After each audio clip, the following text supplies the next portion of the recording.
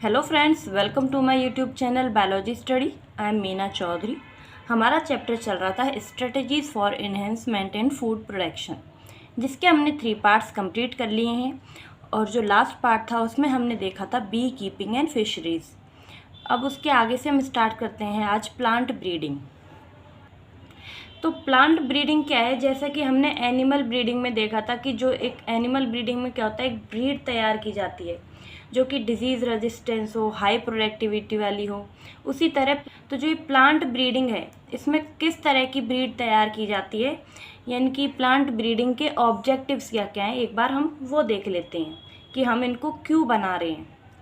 ताकि जो environmental stress है उनको वो ब्रीड क्या कर सके, टॉलरेट कर सके।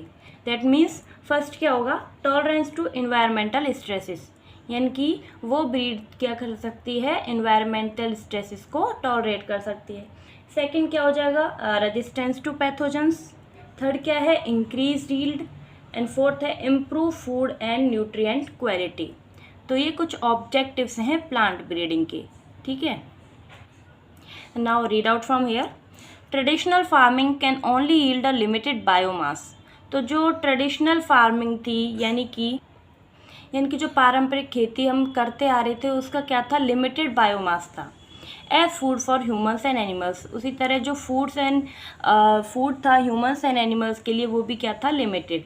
And better management practices and increase in a acreage can increase yield but only to a limited extent. लेकिन कुछ बेटर मैनेजमेंट प्रैक्टिसेस की वजह से क्या हुआ, इनको हम फूड जो था उसको इंक्रीज कर पाए, हमारी जो यील्ड थी उसको भी इंक्रीज कर पाए, लेकिन कुछ लिमिटेड एक्सटेंट तक ही। Plant breeding as a technology has help to increase yield to a very large extent. उसके बाद जो प्लांट ब्रीडिंग टेक्नोलॉजी आई, तो इसने क्या किया, जो यील्ड है उसको इंक्रीज करने में लार्ज एक्सटेंट तक बहुत बड़ा मदद किया, ठीक है। Who in India has a not heard of green evolution, which was responsible for our country to not merely meet the national requirements in food production, but also help us even to export it. फिर क्या हुआ, जो green revolution है, यानी कि जो crops का जो रेवोल्यूशन आया था उसको बोलते हैं ग्रीन रेवोल्यूशन। इसकी वजह से क्या हुआ था, जो फसल है उसकी पैदावार तेज़ी से बढ़ी। और ना सिर्फ हम अपने जो नेशन था उसमें ही हम इसकी ज़रूरत को पूरा नहीं कर पाए, बल्कि इनको हम लोग क्या करने लगे, एक्सपोर्ट भी करने लगे, बाहर भेजने भी लगे, ठीक है। Green revolution was dependent to a large extent on a plant breeding techniques for development of high yielding and disease resistant variety in wheat, rice and maize etc. और जो ये ग्रीन रेवोल्यूशन टेक्निक थी, ये dependent थी किसके ऊपर, plant breeding techniques के ऊपर। जो हाई यील्ड जो वैरायटीज़ और डिजीज़ रेजिस्टेंट जो वैरायटीज़ थी व्हीट, राइस एंड मेज़ की, इनको देने के लिए जो ग्रीन रेवोल्यूशन था, ये किसके ऊपर डिपेंड था, प्लांट ब्रीडिंग टेक्निक्स के ऊपर। अब है what is plant breeding. Plant breeding क्या है?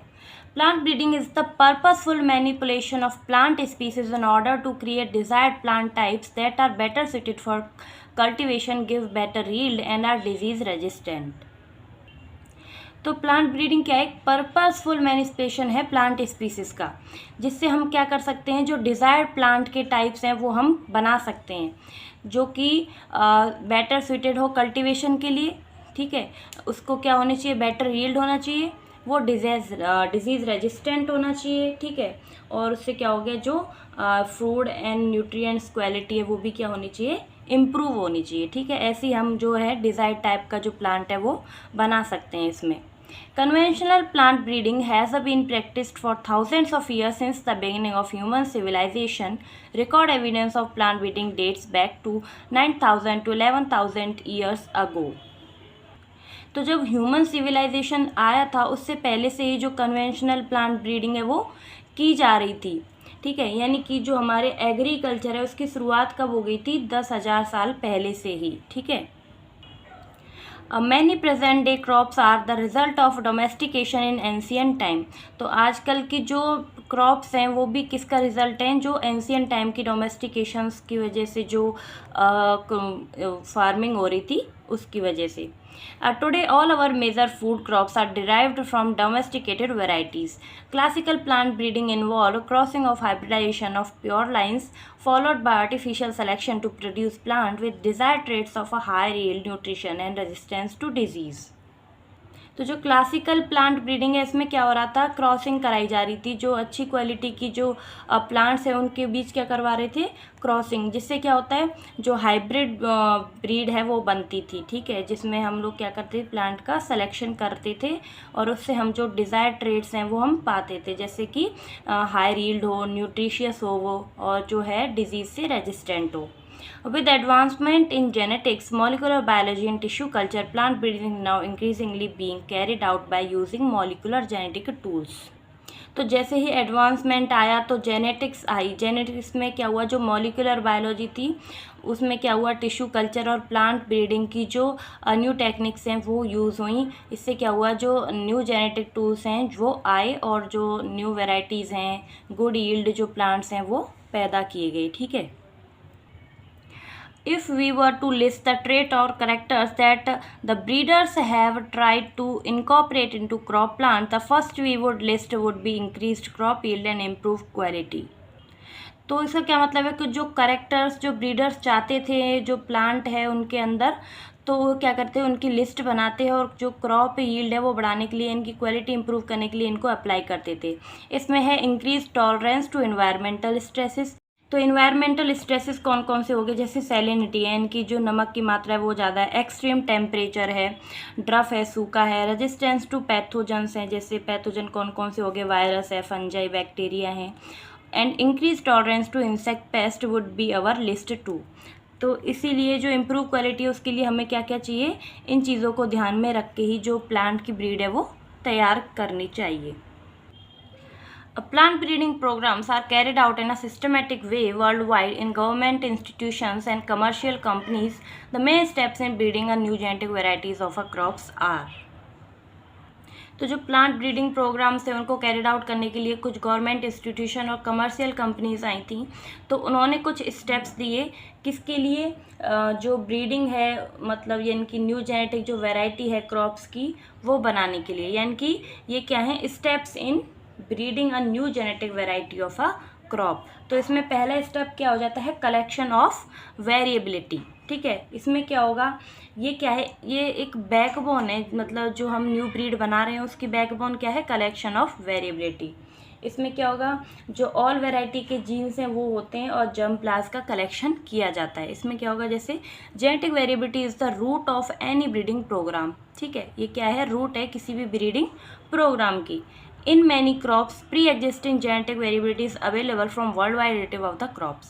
Collection of preservation of all the different wild variety species and relative of cultivated species followed by their evolution for their characteristic is a prerequisite for effective exploitation of a natural genes available in the population. तो इस step में क्या किया जाता है, collection किया जाता है सभी वैरायटी के जो जीन्स हैं उनका, सभी स्पीसीज के, ठीक है। The entire collection having all the diverse allele for all genes in a given crop is called germplasm collection. तो जर्म प्लास कलेक्शन एक इम्पॉर्टेंट मीन है। इसका क्या मतलब है, इसमें कलेक्शन किया जाता है प्लांट्स या सीड का, जिसके जो सभी जीन्स हैं उनके जो सभी एलील्स हैं उनको क्या किया जाता है, कलेक्ट किया जाता है, इसी को बोलते हैं जर्म प्लास कलेक्शन। तो हमने देखा था कि जो जीन्स हैं, जीन्स के अंदर पाए जाते हैं एलील्स। जीन्स क्या होता है, जैसे कोई जो जीन है वो क्या कर रहा है, कलर प्रोवाइड करना है, मतलब स्किन को कलर प्रोवाइड करने का काम क्या है, एक जीन्स का है। तो अब जीन्स की मतलब उस जो कलर है वो भी डिफरेंट टाइप्स का है, जैसे वाइट कलर है, ब्लैक कलर है, स्किन कलर है, ये एक जीन प्रोवाइड कर रहा है, तो ये क्या है, इसके एलील हैं। तो एक एलील क्या कर रहा है, ब्लैक कलर दे रहा है, दूसरा एलील वाइट कलर दे रहा है। तो ये क्या है, इसका मतलब सभी जीन्स और उनके सभी जो एलील्स हैं उनको क्या किया जाता है, इसमें कलेक्ट किया जाता है, इसी को बोलते हैं जर्म प्लास कलेक्शन। अब नेक्स्ट स्टेप क्या है, evolution and selection of parents, यानी कि पेरेंट्स का सिलेक्शन करना, इनकी जो प्योर लाइंस हैं उनको बनाना जो कि डिज़ायरेबल एंड पॉसिबल हो उनको, ठीक है। इनकी germplasm is evaluated so as to identify plants with desirable combination of characters. The selected plants are multiplied and used in the process of hybridization. Pure lines are created wherever desired and possible. तो इसमें क्या करते हैं, pure lines बनाई जाती हैं, यानी कि जो पेरेंट्स होते हैं होमोजाइगोसिटी बढ़ाई जाती है, यानी कि कैपिटल टी लेंगे या फिर स्मॉल टी लेंगे, ठीक है। ऐसे जो है पेरेंट्स का क्या करेंगे, इसमें सिलेक्शन करेंगे। थर्ड स्टेप है cross hybridization among the selected parents. तो ये जो स्टेप है, थर्ड स्टेप, ये क्या है, मोस्टली टाइम कंज्यूमिंग है, ठीक है। इसमें सबसे ज़्यादा टाइम लगता है इसी स्टेप के अंदर, क्योंकि इसमें क्या होता है, बैगिंग की जाती है, मैस्कुलेशन होता है, डस्टिंग ऑफ पॉलन होता है, रीबैगिंग, टैगिंग, ये सारे जो स्टेप्स हैं वो इसी के अंदर आते हैं क्रॉस हाइब्रिडाइजेशन में, क्योंकि इसमें क्या करवाई जाती है, क्रॉसिंग करवाई जाती है पेरेंट्स की।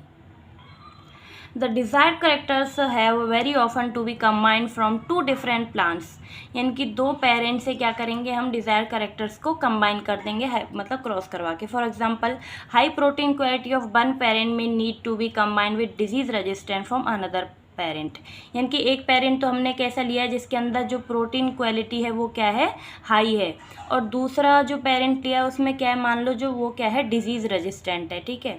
And this is possible by crossing hybridization the two parents to produce hybrid that genetically combine the desire characters in one plant. तो इसके लिए क्या होगा, क्रॉसिंग करवाई जाती है, जिससे क्या होगा, जो हाइब्रिड बनेगा उसमें क्या आ जाएंगे, जो डिज़ायर कैरेक्टर्स हैं ना वो आ जाएंगे दोनों पेरेंट्स के। And this is a very time consuming and tedious process since the pollen grain from the desirable plant chosen as a male parent have to be collected and placed on the stigma of flower selected as a female parent. तो ये क्या है, time taking process है, क्योंकि जो desirable pollens होते हैं वो मेल से क्या कलेक्ट कर लिए जाते हैं और उसको क्या किया जाता है, फिर जो स्टिग्मा है फ्लावर्स का उसके ऊपर उसको प्लेस कर दिया जाता है, ठीक है।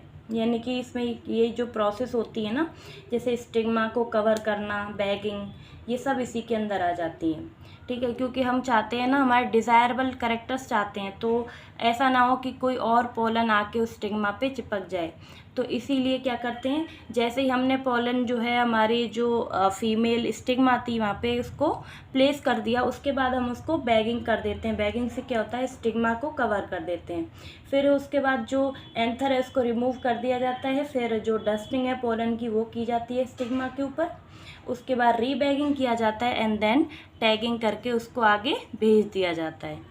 Also, it's not necessary that the hybrid to combine the desirable character. Usually, only one in a few hundreds of thousand crosses show the desirable correct combinations. और ऐसा ज़रूरी नहीं है कि जो हाइब्रिड बन रहा है उसमें जो डिज़ायरेबल कैरेक्टर्स वो कम्प्लीटली कंबाइन हो जाएं।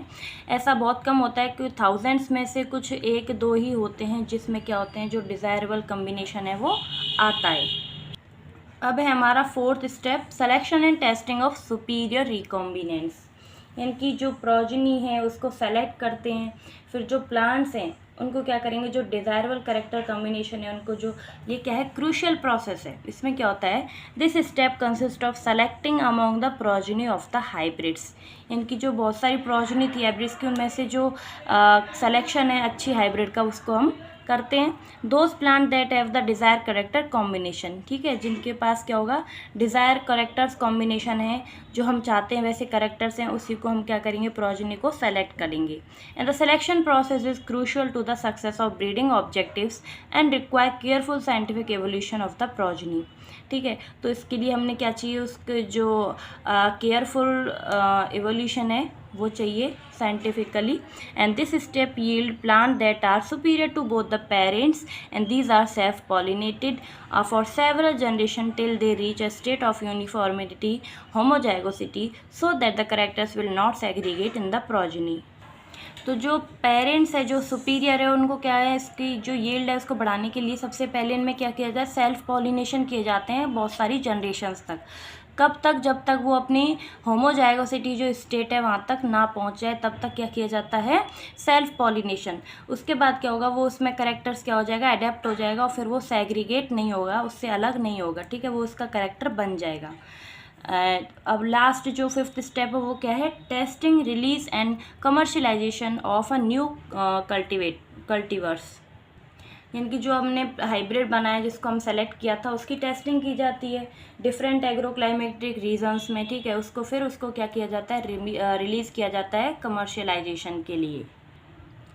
The newly selected lines are evaluated for their yield and other agronomic traits for quality, disease resistant etc. यानी कि जो न्यू सेलेक्टेड लाइन्स थी इसको क्या किया जाएगा, इसकी यील्ड है, इसको जो एग्रो क्लाइमेटिक कंडीशंस हैं, रीजन्स हैं, वहाँ पे इनको देखा जाएगा, डिजीज़ रेजिस्टेंट है यानी इनकी चेक किया जाएगा. And this evolution is done by growing these in their research field and recorded their performance under ideal fertilizer applications, irrigation and other crop management practices. तो ये कैसे किया जाएगा, इनका एवोल्यूशन जो रिसर्च फील्ड है वहाँ पे इनको ग्रो किया जाएगा और इनकी जो परफॉर्मेंस है इनको क्या किया जाएगा, रिकॉर्ड किया जाएगा. और जो डिफरेंट जो फर्टिलाइज़र्स हैं वो अप्लाई किए जाएंगे, इरिगेशन जो प्रोसेस है वो की जाएगी, और जो अदर क्रॉप मैनेजमेंट प्रैक्टिसेस हैं वो इनके ऊपर अप्लाई करके इनको टेस्ट किया जाएगा. The evolution in research field is followed by testing the materials in farmer fields for at least 3 growing seasons at several locations in the country representing all the agroclimatic zones where the crop is usually grown, and the material is evaluated in comparison to be best available local crop cultivator. a check a reference to cultivar. इसका क्या मतलब है कि जो ये crop है इसको test किया जाएगा, इस प्लांट्स को 3 ग्रोइंग जो सीज़न है फार्मर्स फील्ड में वहाँ पर, ठीक है. और जो NSC है यानी कि जो नेशनल सीड कॉर्पोरेशन है वो क्या करेगा, हेल्प करेगा इनके कमर्शलाइजेशन में और मार्केटिंग में जो न्यू वैरायटी सीड है उसकी, ठीक है. India is mainly an agricultural country. तो इंडिया क्या है, एक एग्रीकल्चर कंट्री है यानी कि कृषि प्रधान देश है. Agriculture account for approximately 33% of India's GDP and employees nearly 62% of the population. तो जो हमारी 33% जो GDP है वो इंडिया की किससे आती है, एग्रीकल्चर से, ठीक है. और ये जो एम्प्लॉयमेंट है वो प्रोवाइड करती है 62% पॉपुलेशन में. After India's independence one of the main challenges facing the country was that of producing enough food for the increasing population.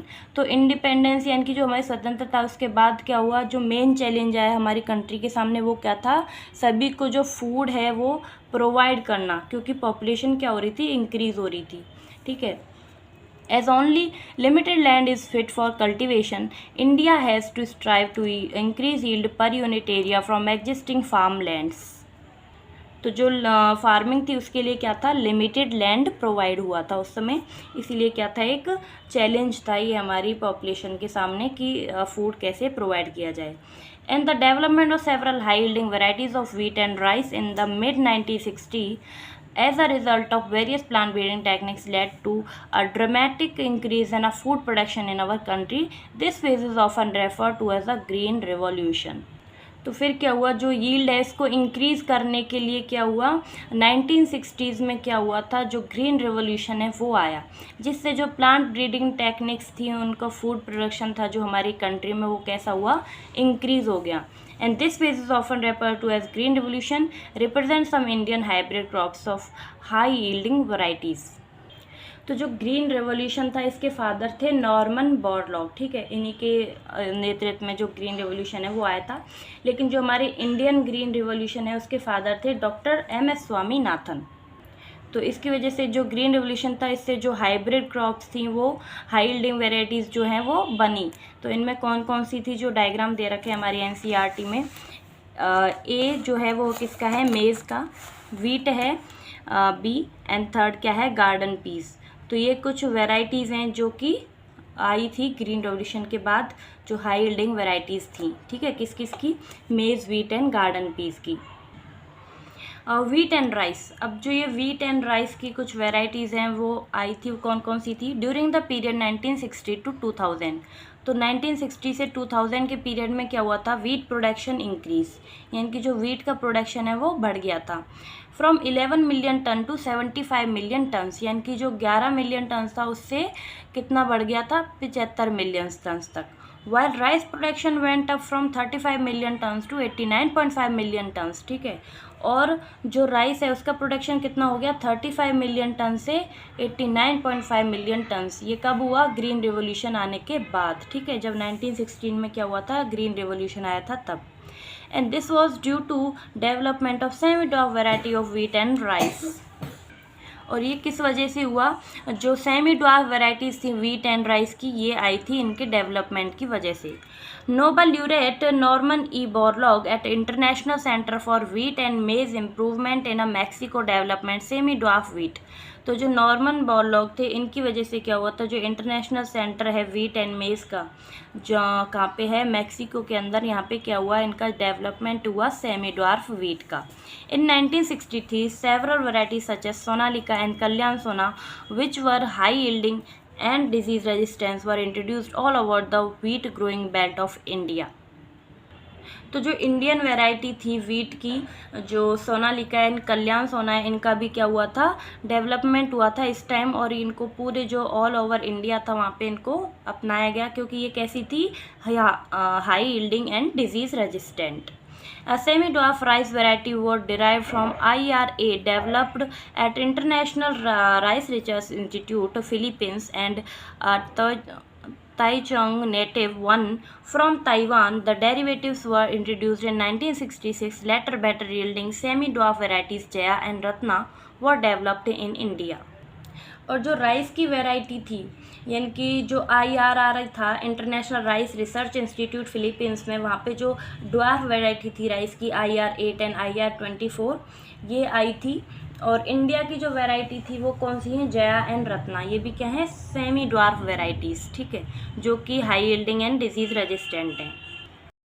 तो अब इनकी जो प्रॉपर्टीज़ है वो देखते हैं कि जो ड्वार्फ वीट था वो कैसा है। एक तो एनुअल प्लांट है ये, ठीक है, इसमें हाई यील्डिंग कैपेसिटी है, ये रेजिस्टेंट टू पैथोजेंस है, ठीक है, और कॉमन पैथोजन एंड पेस्ट होते हैं इसके, फर्टिलाइज़र रिस्पॉन्सिव होता है, और क्या होता है, स्मॉलर ग्रोथ पीरियड होता है इनका, ठीक है। और जो हाइब्रिड क्रॉप थी शुगर केन की वो देखते हैं। Sacrum barberi was originally growth in north India but has a poor sugar content and yield. तो जो सैक्रम बर्बेरी था वो कहाँ का था, नॉर्थ इंडिया का जो प्लांट था, लेकिन उसमें जो शुगर कंटेंट था वो कैसा था, पुअर, यानी कि कम था, और इसकी जो यील्ड थी वो भी कैसी थी, कम। तो जो ये सैक्रम बर्बेरी जो शुगर केन था, ये नॉर्थ इंडिया का नेटिव था, और इसमें क्या था, जो शुगर कंटेंट था और यील्ड था वो कैसा था, पुअर, ठीक है। और क्या था इसमें, रेजिस्टेंट टू लो टेम्परेचर, यानी कि ये जो है कम टेम्परेचर पे का था, रेजिस्टेंट था। और सेकंड जो था सैकरम ऑफिसिनेरम, ये क्या था, साउथ जो इंडिया है उसका नेटिव प्लांट था, और इसमें जो शुगर कंटेंट एंड यील्ड है वो भी कैसा था, हाई था, and it is not resistant to low temperature. फिर इनको क्या किया, ये दो जो प्लांट्स थे जो शुगर केन थे, इनको क्रॉस करवाया गया ताकि जो डिज़ायर्ड शुगर केन है, जो डिज़ायर्ड वेराइटी है वो प्राप्त की जा सके। Tropical canes grown in South India, Saccharum officinarum, had thicker stems and higher sugar content, but did not grow well in North India। तो जो ऑफिसिनेरम था ये कैसा था, इसका स्टेम कैसा था, मोटा था, शुगर कंटेंट भी इसमें अच्छा था, लेकिन ये जो नॉर्थ इंडिया है वहाँ पे हम इसको ग्रो नहीं कर पा रहे थे। And these two species were successfully cross to get a sugar cane varieties combining the desirable qualities of high yield, thick stem, high sugar and ability to grow in the sugar cane areas of north India. इसलिए इनको क्या किया गया, cross करवाया गया ताकि जो desirable qualities हैं वो पाई जाएँ। इसमें कौन कौन सी थी, हाई यील्ड, इसमें जो स्टेम था वो भी मोटा पाया गया, फिर हाई जो शुगर कंटेंट था वो मिला, एंड जो एबिलिटी थी ग्रो होने की नॉर्थ इंडिया में वो भी अच्छी थी, जो इनका हाइब्रिड बना था क्रॉसेस की वजह से, ठीक है। अब लास्ट क्या है इसमें, मिलेट्स। जो मिलेट्स इंडियन हाइब्रिड क्रॉप्स थी, मिलेट्स में क्या आता है, hybrid maize, jowar, bajra have been successfully developed in India. ये क्या होते हैं, जो हाइब्रिड मेज, ज्वार, बाजरा हैं, इनको हमारे इंडिया में सक्सेसफुली क्या होते हैं, ग्रो होते हैं। And hybrid breeding have led to development of several high yielding varieties resistant to water stress. अब जो मिलेट्स की हाइब्रिड वेराइटीज़ थी ये क्या होगी, इनकी जो यील्डिंग है वो भी अच्छी हुई, और जो रेजिस्टेंट थी वाटर स्ट्रेस वो भी इनमें सही हो गया, ठीक है। तो plant breeding for disease resistant ये हम आगे नेक्स्ट वीडियो में करेंगे, आज हम इतना ही करेंगे। तो अगर आपको वीडियो अच्छी लगी हो तो प्लीज़ चैनल को लाइक, शेयर एंड सब्सक्राइब करें, और कोई भी डाउट हो तो मुझे कमेंट बॉक्स में ज़रूर बताएं। तो मिलते हैं अब नेक्स्ट वीडियो में, तब तक के लिए bye bye, take care, thank you.